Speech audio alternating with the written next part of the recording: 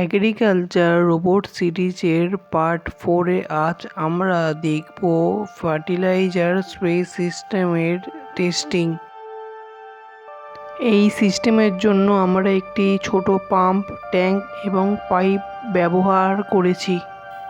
এখানে servo motor ব্যবহার করা হয়েছে। ওয়াটার আউটলেটকে নির্দিষ্ট দিকে ঘোরানোর জন্য সার্ভো মোটর ব্যবহার করা হয়েছে।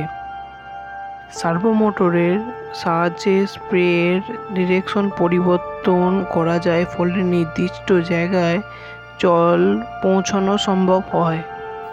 নীল রং ব্যবহার করার কারণে জলের ফ্লো এবং স্প্রে ডিরেকশন ক্যামেরায় আরও পরিষ্কারভাবে দেখা যায়, তাই নীল রং ব্যবহার করা হয়েছে।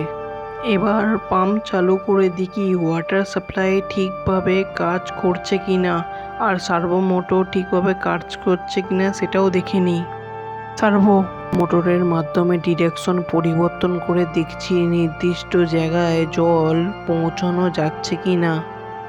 তবে মোটরের পাওয়ার সীমিত হওয়ার কারণে এখন ডিসাইডেড স্প্রে ইনজেক্টর ব্যবহার হয়নি। ভবিষ্যতে আরও পাওয়ারফুল পাম্প এবং সুটেবল স্প্রে মেকানিজম ব্যবহার করলে সিস্টেমটিকে আরও উন্নত করা যাবে। স্প্রে সিস্টেমের বেসিক টেস্টিং সম্পূর্ণ করা হলো।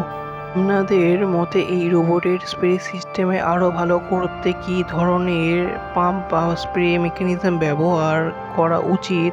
আপনাদের কোনো নতুন আইডিয়া থাকলে অবশ্যই কমেন্ট করে জানাবেন। এই ছিল এগ্রিকালচার রোবট সিরিজের পার্ট 4 এবং শেষ পর্ব। নতুন কোনো প্রজেক্ট নিয়ে আবার দেখা হবে। সবাই ভালো থাকবেন। Happy independence day all my subscriber.